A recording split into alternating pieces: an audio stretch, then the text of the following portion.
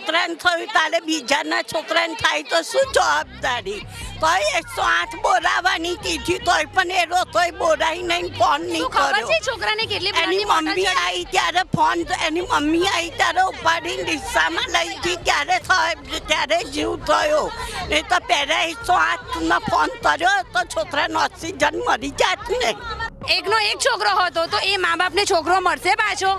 તો અમારે એક જ વસ્તુ જોઈએ, આ સ્કૂલમાં મુસલમાન ના જ જોઈએ. જ્યાં સુધી આવશે ત્યાં સુધી અમે નહીં આવીએ. અમારા છોકરાનું 10મું બોર્ડ છે, 6 મહિના પૂરા થઈ ગયા છે, તો છોકરાના ભવિષ્ય જોડશું. નમસ્કાર. અમદાવાદના ખોખરામાં ધોરણ 8ના વિદ્યાર્થીએ ધોરણ 10ના વિદ્યાર્થીની હત્યા કરી.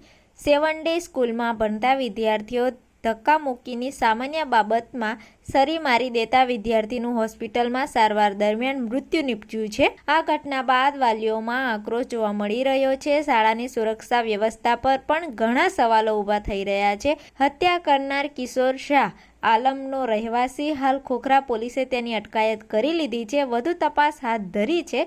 શાળાની સામે વાલીઓની નારાજગી અને શિક્ષણ સુરક્ષા સામે પણ ઘણા ગંભીર આરોપો જોવા મળી રહ્યા છે. વાલીઓનું કહેવું છે કે શાળામાં બાળકો સુરક્ષિત હોવું જોઈએ, પણ આ ઘટનાએ સાબિત કરી દીધું છે કે બાળકો શાળામાં સુરક્ષિત નથી. વાલીઓનું એ પણ કહેવું છે કે જ્યારે નયન પર હુમલો થયો હતો ત્યારે શાળામાંથી કોઈ તેની મદદ ન કરી. ધોરણ 9ના વિદ્યાર્થી શાળામાં સરી સાથે કેવી રીતે પ્રવેશ કરી શકે, એવા સવાલો પણ ઘણા થઈ રહ્યા છે.